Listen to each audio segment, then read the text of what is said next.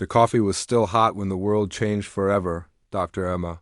Rodriguez had just taken her first sip of the morning when every screen in the Deep Space Communication Center began flashing red.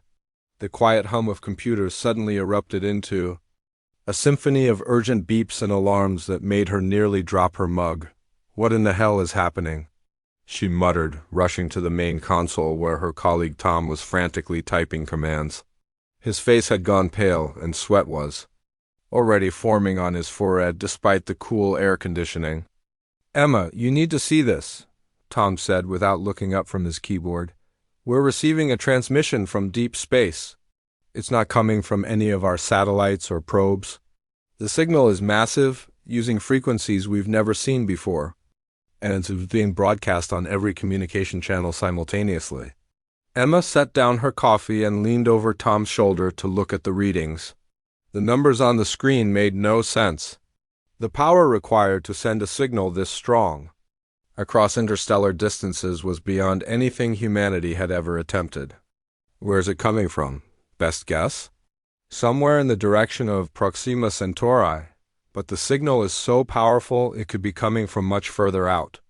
Tom's fingers moved across the controls as he tried to clean up the transmission. "Emma, there's something else. The signal contains visual data, and it's trying to establish a universal translation protocol." Before Emma could respond, the large display screen at the front of the room flickered to life. Static gave way to an image that made both scientists step backward instinctively. The creature on the screen was unlike anything from Earth's evolutionary tree. It stood nearly 3 meters tall with 4 muscular arms that ended in razor-sharp claws. Its head was insectoid, with compound eyes that seemed to glow with an inner light. Chitinous armor covered most of its body, and when it spoke, rows of needle-sharp teeth were visible. "Inhabitants of the third planet from your star." The creature began, its voice artificially translated into perfect English. "I am High Commander Thex of the Dominion Armada. Your species has been evaluated and found to be primitive but potentially useful as laborers. Your planet contains resources that the Dominion requires." Emma felt her heart racing as the alien continued its message. Tom had started recording everything, his hands shaking slightly as he operated the equipment. "You will have exactly 72 of your planetary rotations to evacuate your homeworld completely. After this time period expires, we will begin extracting all useful materials from your planet. Any members of your species who remain will be eliminated to prevent interference with our operations. This communication serves as your only warning." The alien's compound eyes seemed to stare directly through the screen at Emma and Tom. "Do not attempt to negotiate. Do not attempt to resist. Your technology is thousands of years behind ours. Your weapons cannot harm our vessels. Your defenses cannot stop our advance. Accept this reality and use your remaining time to save whatever population you can transport to other worlds." High Commander Thex leaned forward, bringing his terrifying face closer to the camera. "We have already destroyed 17 civilizations who chose to resist rather than comply with our demands. Their planets are now lifeless rock floating in space. Learn from their mistake." The transmission ended abruptly, leaving the communication center in complete silence except for the soft humming of computers. Emma and Tom stared at the blank screen for several long moments before either of them could speak. "Tom, please tell me you got all of that recorded," Emma finally whispered. "Every second of it," Tom replied. "Emma, what do we do now? Do we call the President, the United Nations? Who handles alien invasions?" Emma was already reaching for the secure phone that connected directly to military command. "We call everyone. This isn't just a threat to one country or one continent. This is a threat to every living thing on Earth." Within minutes, the communication center was flooded with military personnel, government officials, and scientists from around the world. The recording of High Commander Thex's message was played dozens of times as experts tried to analyze every detail. Linguists studied the translation protocols. Military analysts examined the alien's appearance for weaknesses. Astronomers pointed their most powerful telescopes toward Proxima Centauri. General Patricia Hayes arrived 3 hours after the initial transmission. She was a woman in her 50s with gray hair and steel blue eyes that had seen too many conflicts. Unlike many of the panicked officials rushing around the facility, she appeared calm and thoughtful as she reviewed the data. "Dr. Rodriguez," General Hayes said, approaching Emma's workstation, "what's your professional assessment of this threat?" Emma looked up from the spectral analysis she had been conducting on the alien transmission. "General, based on the power, requirements for a signal this strong and the sophistication of their translation technology, we have to assume they're telling the truth about their technological superiority. The energy signature alone suggests they have access to power sources we can't even theorize about yet." "But," General Hayes asked, sensing there was more to Emma's analysis. "But there are some interesting details in their message," Emma continued. "They specifically mentioned that they've destroyed 17 civilizations before us. That suggests they've been doing this for a long time, following the same pattern repeatedly. They might be overconfident." General Hayes nodded thoughtfully. "Overconfidence can be a weakness. What else?" "They gave us exactly 72 hours. Not more, not less. That's very specific. It suggests they operate on a rigid schedule or protocol. Rigid systems can sometimes be predicted or exploited." Tom looked up from his computer where he had been analyzing the transmission data. "General, I've been tracking the signal source, and our deep space monitoring stations are detecting massive energy signatures moving in our direction. Whatever's coming, it's big, and it's definitely headed straight for Earth."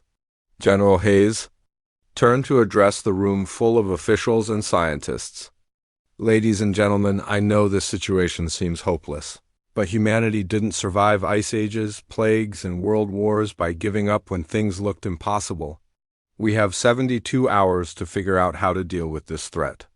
"With respect, General," interrupted Dr. Williams from the astronomy department, "how do we fight beings who have technology thousands of years more advanced than ours? This isn't a matter of human determination. This is basic physics." General Hayes smiled grimly. "Dr. Williams, every species that has ever dominated Earth eventually discovered that being bigger and stronger doesn't guarantee survival. Dinosaurs ruled this planet for millions of years until a rock from space changed the rules of the game. Sometimes David really does beat Goliath, and sometimes the rock wins." She walked over to the main display and looked at the frozen image of High Commander Thex.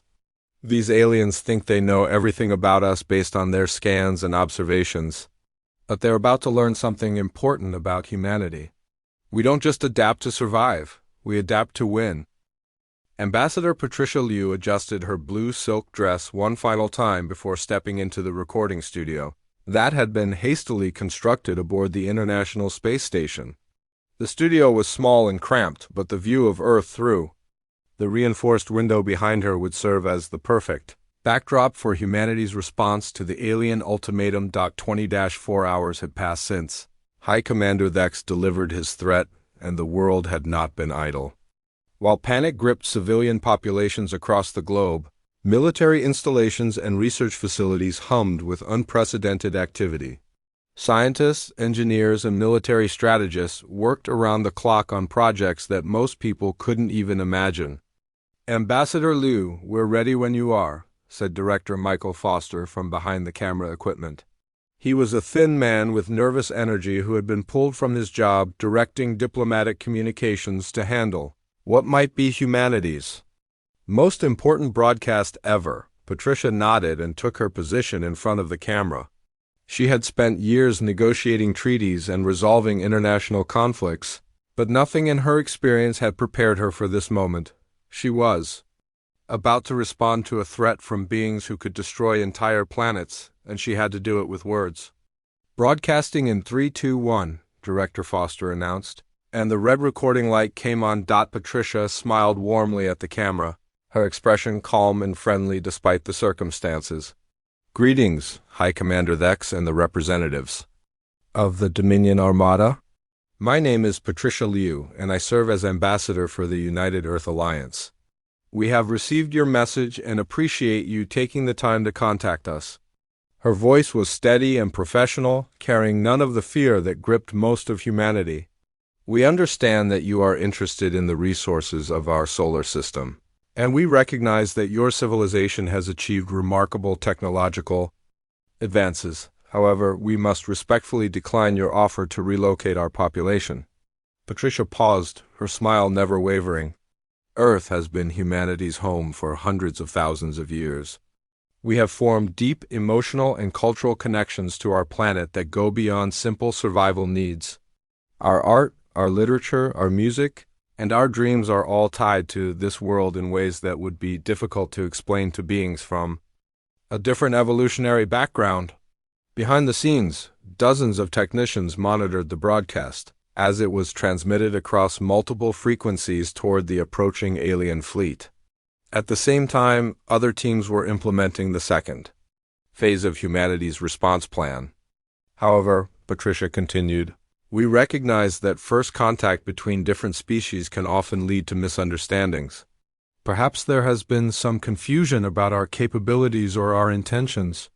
We would very much like to arrange a meeting between our representatives to discuss alternative arrangements that might satisfy both of our civilizations' needs. What Patricia didn't mention in her diplomatic message was the fleet of automated probes that had been launching from hidden facilities across Earth's surface every few minutes since the alien ultimatum arrived. These probes were no larger than briefcases, but they carried sophisticated sensors and communication equipment.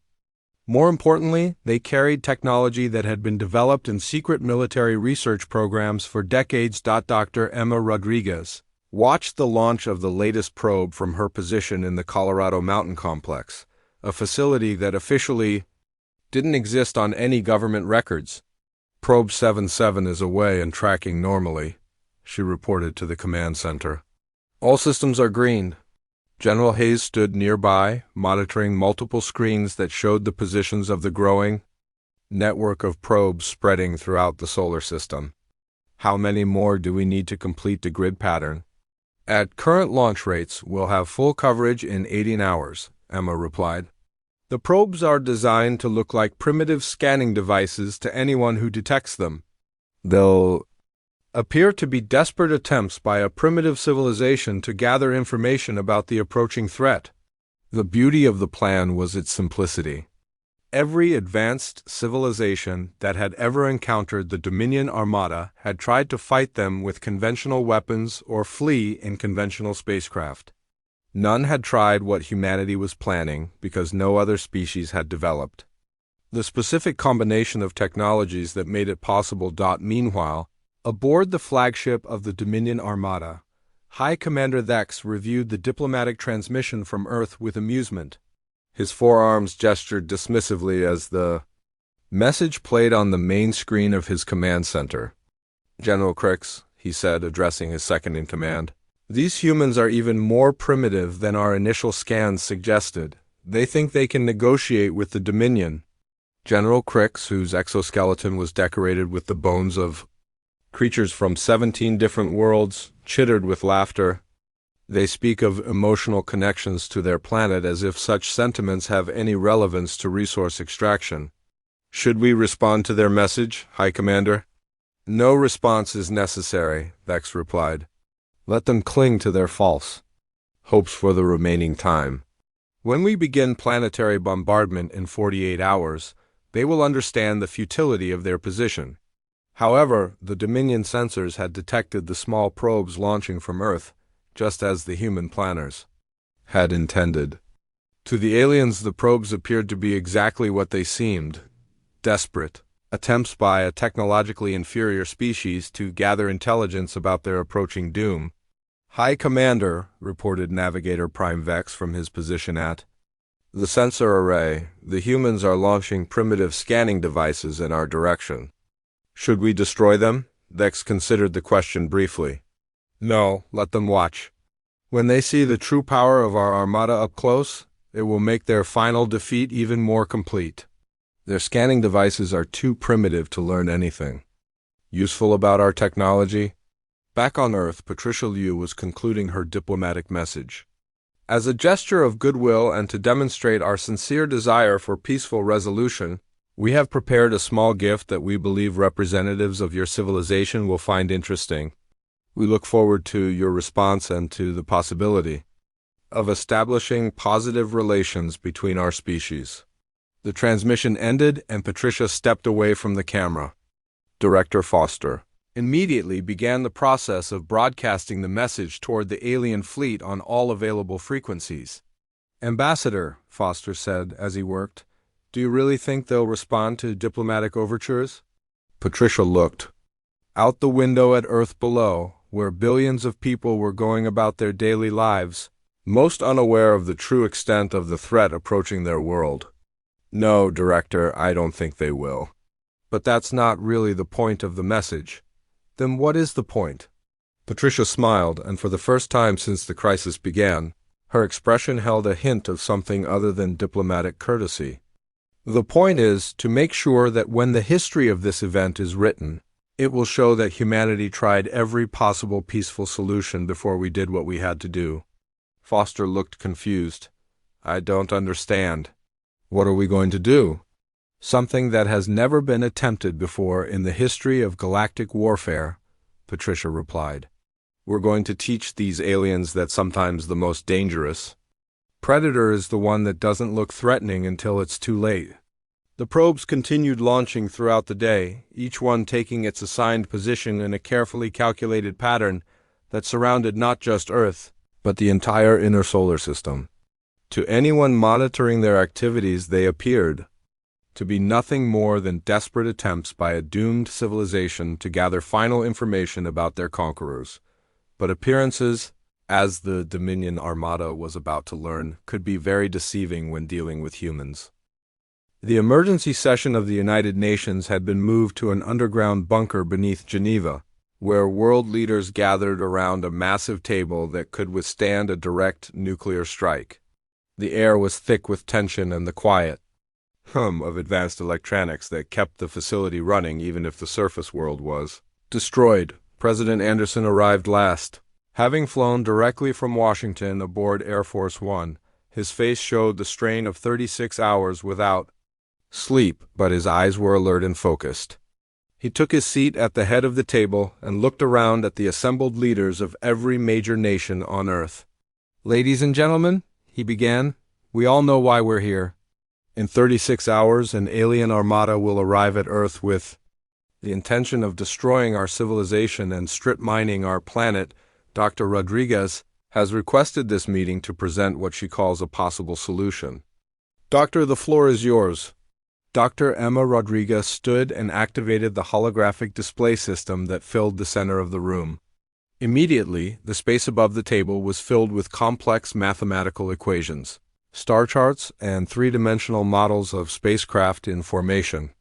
"Thank you, Mr. President," Emma said, her voice steady despite the magnitude of what she was about to propose. For the past 36 hours, teams of scientists from every major university and research institution on Earth have been working on this problem. What I'm about to show you represents the combined efforts of the brightest minds our species has ever produced. She gestured to the holographic display, which showed a detailed scan of the approaching alien fleet. 12 massive ships, each the size of a small moon, moved in perfect formation through space toward Earth. "The Dominion Armada consists of 12 dreadnought-class vessels," Emma continued. "Each ship masses approximately 50 billion tons and is powered by antimatter cores that generate energy equivalent to several hundred hydrogen bombs every second. Under normal circumstances, this would represent a completely insurmountable threat." Chancellor Mueller from Germany leaned forward. "Under normal circumstances? Are you suggesting these are not normal circumstances?" Emma smiled for the first time since the crisis began. "Chancellor, that's exactly what I'm suggesting. The Dominion fleet is traveling at precisely 15% of light speed in a tight formation that they probably consider tactically superior. However, their formation creates what we call a gravitational resonance pattern." The holographic display changed to show wave patterns emanating from the alien ships as they moved through space. The waves intersected and reinforced each other in complex patterns that formed geometric shapes around the fleet. "Think of it this way," Emma explained. When you strike a tuning fork, it vibrates at a specific frequency. If you place two tuning forks of the same frequency near each other and strike one, the second will begin vibrating as well. This is called resonance. Prime Minister Chun from the United Kingdom nodded. I understand the basic principle, but how does this apply to spacecraft? Every object in the universe has what's called a natural resonance frequency, Emma replied. This is the frequency at which the object will vibrate if energy is applied at exactly the right interval. Buildings sway in earthquakes because seismic waves match their resonance frequency. Wine glasses shatter when opera singers hit the right note because sound waves match the glass's natural frequency. She manipulated the holographic display to show the mathematical calculations underlying her theory. The equations were incredibly complex, involving advanced physics that only a few dozen people on Earth truly understood. The Dominion ships, despite their advanced technology, are still physical objects bound by the laws of physics. Their tight formation creates a resonance chamber where gravitational waves can be amplified and focused. If we can generate the right frequency at the right amplitude, we can cause the entire formation to enter destructive resonance, President Anderson frowned. Dr. Rodriguez, this sounds like science fiction. Are you telling us we can destroy an entire alien armada by playing the right note? Not sound waves, Mr. President, gravitational waves. And not just any frequency, but a precisely calculated pattern that exploits the specific characteristics of their formation, Emma brought up. A new display showing the network of probes that had been deployed throughout the solar system. For the past 2 days, we've been positioning quantum resonance generators throughout our solar system. These devices, disguised as primitive scanning probes, can generate controlled gravitational wave pulses.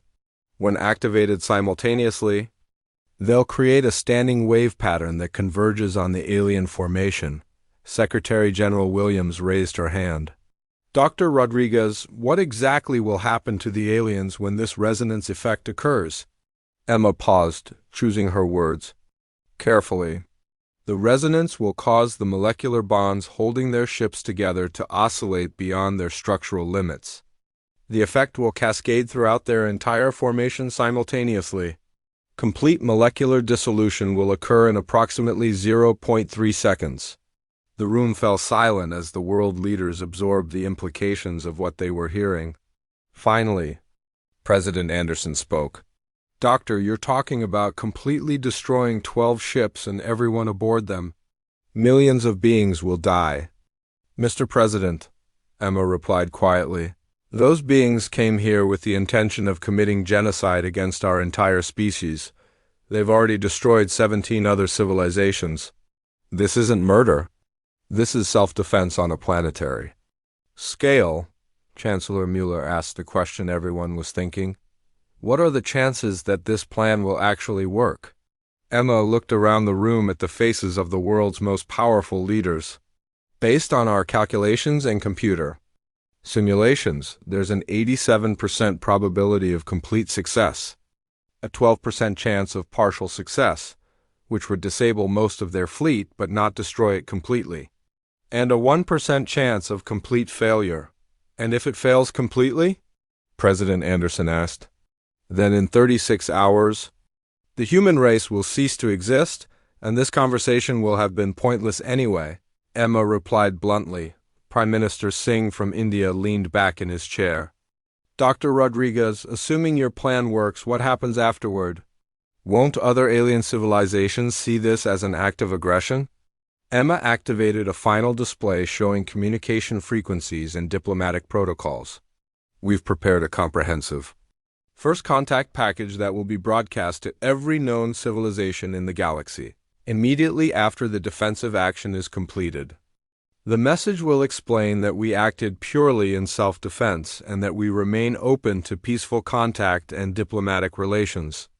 We're also prepared to share detailed technical specifications for our gravitational wave technology with any civilization that requests it, she continued. This will demonstrate that we're not interested in using our capabilities for conquest or aggression. We simply refuse to be victims. President Anderson looked around the table at his fellow world leaders. Ladies and gentlemen, we need to vote on this proposal. All in favor of authorizing Dr. Rodriguez to proceed with the resonance operation? One by one, hands rose around the table. Some leaders raised their hands immediately with confidence. Others hesitated before slowly lifting their arms. Within minutes, the vote was unanimous. Dr. Rodriguez, President Anderson said formally, you have the authorization of the United Nations to proceed with your plan. God help us all. Emma nodded and began gathering her materials. Thank you, Mr. President. I should point out that, if our calculations are correct, the effect will be visible from Earth with the naked eye. The molecular dissolution will create a brief but intense light emission across the entire electromagnetic spectrum. How brief? Chancellor Mueller asked. Approximately 15 seconds. It will be roughly equivalent to a very bright aurora covering the entire night sky. Emma paused at the door of the meeting room. Ladies and gentlemen, in 36 hours, we'll either be celebrating the most remarkable victory in human history, or we'll all be dead. Either way, this conversation will be remembered as the moment our species chose to fight rather than surrender. As the world leaders filed out of the bunker to return to their nations, Emma remained behind to coordinate the final preparations for humanity's desperate gamble.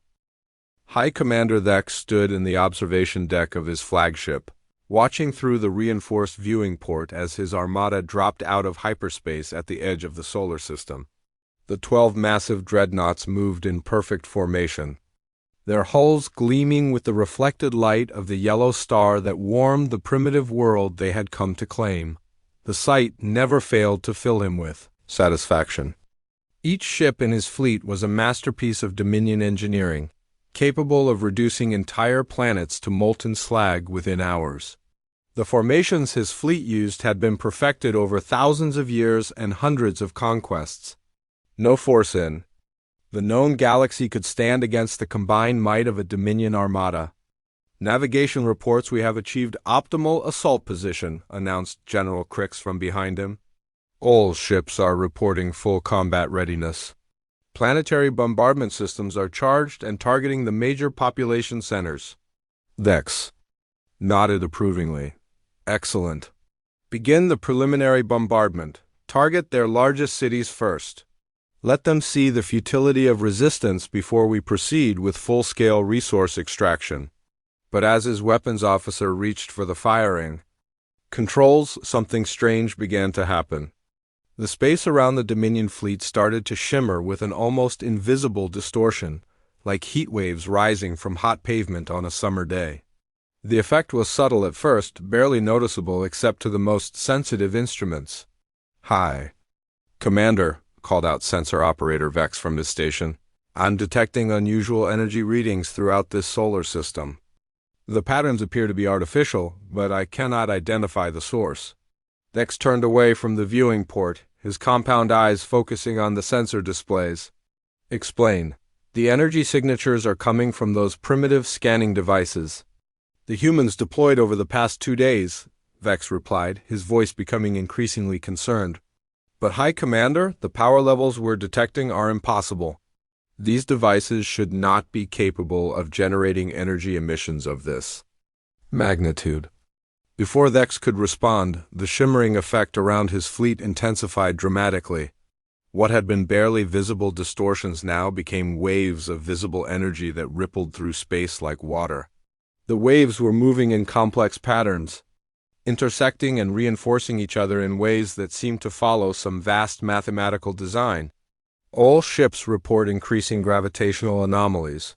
General Crix announced, his usual confidence replaced by growing alarm. The anomalies appear to be affecting our structural integrity fields. Vex felt a strange sensation, as if the very atoms of his body were beginning to vibrate at a frequency just beyond his perception. Around him, his crew members were experiencing the same effect. The sensation wasn't painful, but it was deeply unsettling, like being gently shaken by invisible hands. Weapons control, fire all batteries immediately, Vex commanded. Destroy every human scanning device in this system before. His order was cut short as the gravitational waves reached their designed amplitude. In the command center of the Colorado Mountain Complex. Dr. Emma Rodriguez watched her instruments with professional fascination as the resonance cascade achieved perfect synchronization. Wave convergence achieved, she reported to General Hayes and the assembled team of scientists and military personnel. Resonance frequency locked at target amplitude. The effect should begin in 3, 2, 1. The Dominion fleet didn't explode in the spectacular fashion that human science fiction movies had taught people to expect. There were no massive fireballs, no dramatic shock waves, no debris fields spinning through space. Instead, the 12 massive ships simply began to fade from existence, like smoke dissipating in a gentle breeze. The process started at the edges of their formation and rippled inward toward the center ships. The molecular bonds that held the alien vessels together were vibrating at precisely the frequency needed to overcome the strong nuclear force that bound their atoms together. As the bonds broke, the matter that composed the ships and everything in them was peacefully returning to the quantum foam from which it had originally emerged. High Commander Thex watched in bewilderment as his own hands became transparent.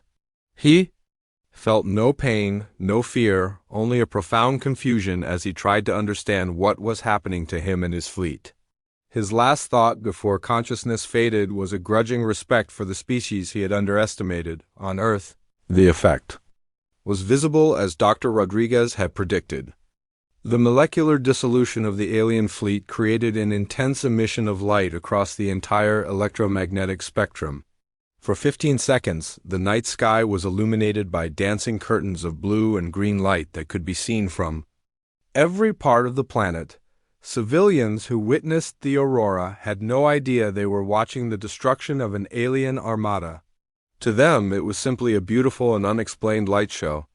Only a few hundred people on Earth knew they were witnessing the most decisive military victory in human history.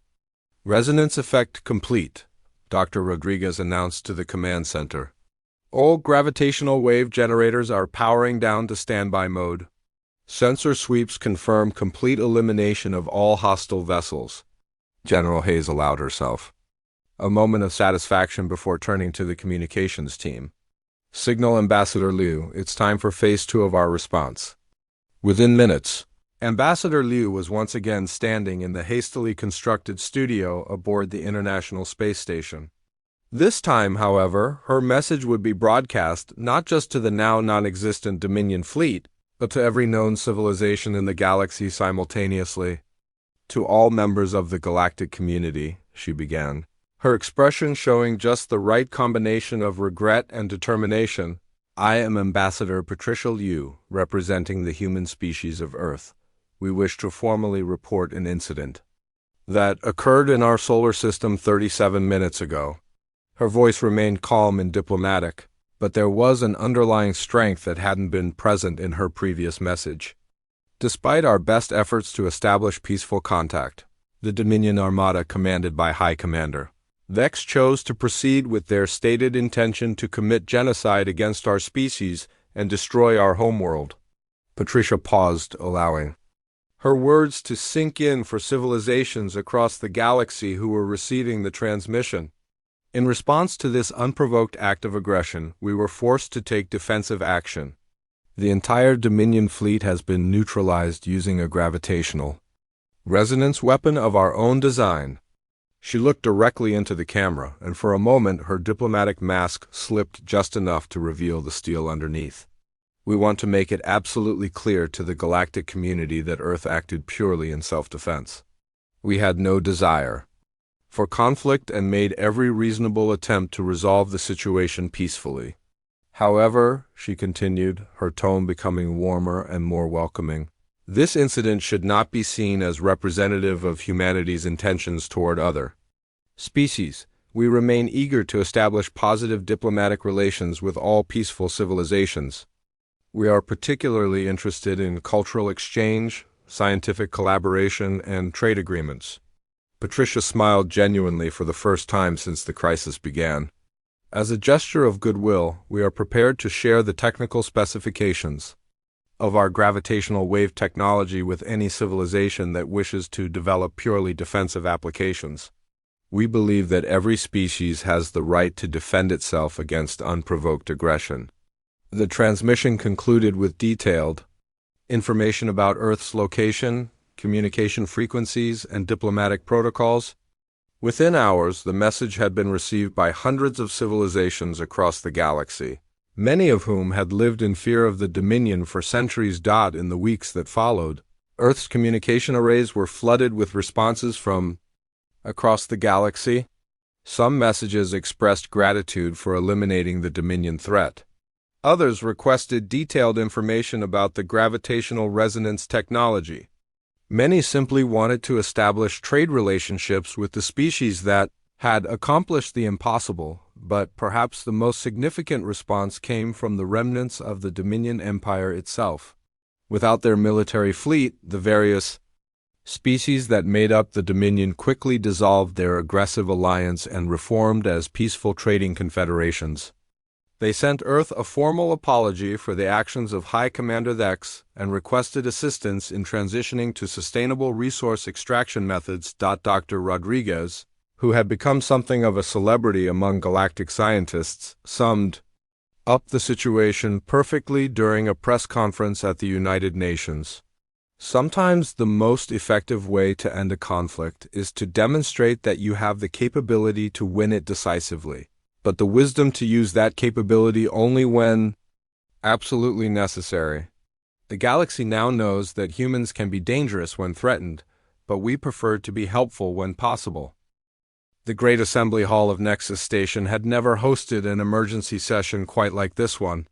Representatives from over 300 different species filled the vast chamber, their varied forms creating a bizarre but magnificent display of galactic diversity. Some floated in environmental bubbles, others required specialized atmospheric equipment, and a few existed as pure energy patterns projected through holographic systems. At the center of the hall, Counselor Prime Veltar called the session to order. The ancient being had served on the Galactic Council for over 2,000 years and had witnessed the rise and fall of dozens of civilizations, but nothing in that long experience had prepared him for the events that had brought them all together today. Fellow representatives, Veltar began, his telepathic voice reaching every mind in the assembly regardless of species or communication method. We convene this emergency session to address the complete elimination of the Dominion Armada by the newly contacted species from the Sol system. A ripple of nervous energy passed through the assembled delegates. The Dominion had been a threat to galactic peace for over 3 millennia. Their armadas had destroyed entire star systems and enslaved countless species, many of the beings present. In the hall were survivors of worlds that had been strip-mined by Dominion forces. Counselor Ray, whose crystalline form pulsed with shifting colors as she spoke, addressed the assembly.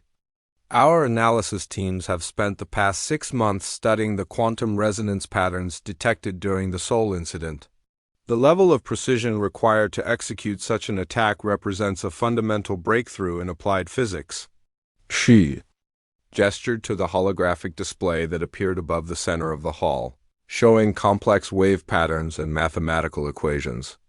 These humans somehow managed to turn the Dominion fleet's own structural integrity against itself. They weaponized the fundamental forces of nature in a way that we never thought possible. Counselor Nex, a gaseous being whose form shifted constantly within a containment field, spoke next. What disturbs me most is not their capability, but their method. They destroyed an entire armada and then immediately broadcast an apology to the galaxy. Who does that? Murmurs of agreement and confusion rippled through the assembly. In the long history of galactic warfare, no species had ever followed up a devastating military victory with diplomatic pleasantries and offers of technological sharing. Perhaps, suggested Counselor Zim, whose insectoid features were similar to those of the destroyed Dominion species, we should examine their actual communication to understand their intentions. The main display shifted to show Ambassador Patricia Liu delivering her post-battle message. Her calm, professional demeanor and genuine offers of friendship stood in stark contrast to the terrible weapon her species had just demonstrated. Fellow beings of the galaxy, Liu's recorded voice said, Earth wishes to formally apologize for the unfortunate conclusion of our first contact with the Dominion fleet. While we deeply regret the loss of life that occurred, we hope this isolated incident will not adversely affect our future relationships with the galactic community. The recording continued with Liu's offer to share defensive technologies and her enthusiasm for cultural exchange programs. When it ended, the assembly hall remained silent for several long moments. Counselor Prime Veltar finally spoke. In my 2,000 years of service, I have never encountered a species that apologizes for defending itself effectively. The humans seem to view their devastating capability as a regrettable necessity rather than a source of pride, which makes them either incredibly naive or incredibly dangerous. Observe Counselor Kex, whose tentacled form writhed nervously. A species that can eliminate the Dominion fleet but considers it unfortunate rather than triumphant may have perspectives on warfare that we cannot comprehend. The debate continued for hours as representatives shared their various theories about human psychology and intentions. Some argued that Earth should be immediately welcomed into the galactic community as a powerful ally against future threats. Others suggested that a species capable of such destruction should be monitored carefully or even contained. The discussion was interrupted when the Chamber's communication system announced an incoming transmission from Earth. Ambassador Liu appeared as a holographic projection in the center of the assembly hall, looking slightly surprised to find herself addressing such a large gathering. Honorable members of the Galactic Council, she began with a respectful bow. I hope I'm not interrupting anything important. We received notification that the Council was discussing recent events in our solar system, and we wanted to offer our perspective. Counselor Prime Veltar responded immediately. Ambassador Liu, your timing is perfect. We have been debating your species' intentions and capabilities. Perhaps you could help us understand humanity's goals regarding galactic civilization. Liu smiled warmly. Of course, Counselor. Our goals are quite simple. We want to learn from other species, share our knowledge and culture, establish mutually beneficial trade relationships, and contribute to galactic peace and prosperity. We're particularly excited about the possibility of participating in joint scientific research projects. But what about your military capabilities? Pressed Counselor Nex. Your species just demonstrated the ability to eliminate one of the most powerful military forces in the galaxy. Surely you intend to use that advantage for expansion or conquest. Liu looked genuinely puzzled by the question. Why would we want to conquer anyone? Conquest requires enormous resources, creates endless administrative problems, and makes everyone involved miserable. We've learned from our own history that cooperation produces much better results than domination. She gestured to something off-camera, and the display changed to show peaceful scenes from Earth, cities, farmland, forests, and oceans teeming with life. We have a beautiful planet with everything we need. Our goal is to protect what we have, while learning from others not to take what belongs to other species. Counselor Ray's crystalline form pulsed with curiosity. Ambassador, would your species be willing to share the technical specifications for your gravitational resonance weapon?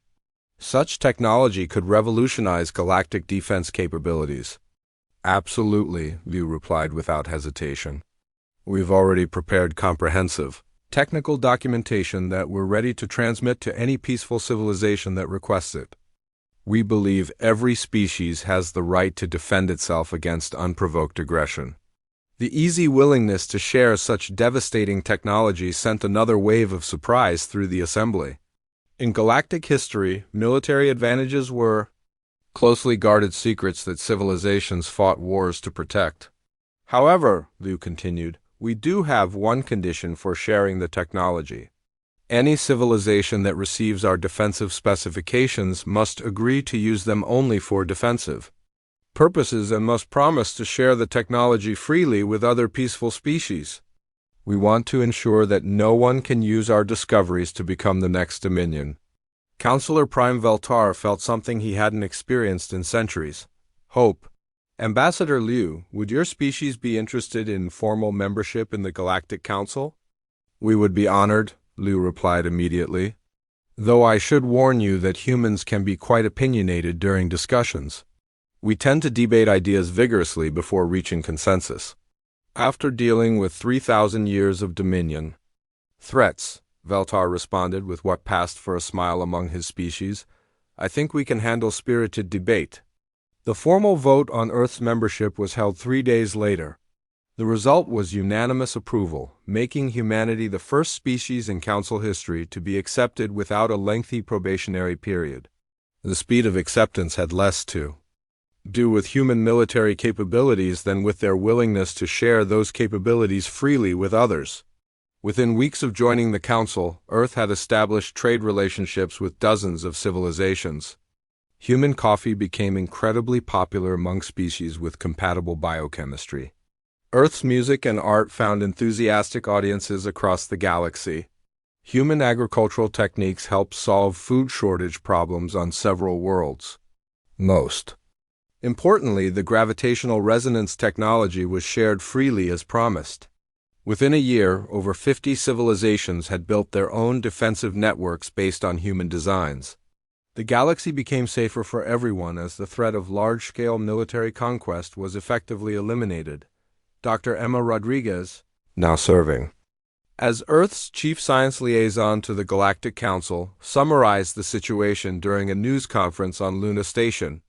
The irony is beautiful, really. We developed the most effective weapon in galactic history, and our greatest achievement has been making it impossible for anyone to use such weapons aggressively. How so? Asked a reporter from the Galactic News Network. Because everyone has access to the same defensive technology now, Emma explained. Any species that tries to build an aggressive fleet will find themselves facing the same resonance weapons they're trying to use against others. It's mutual deterrence on a galactic scale. The transformation was remarkable. The Dominion Empire, deprived of its military fleet, had quickly dissolved into several smaller confederations focused on peaceful trade and resource sharing.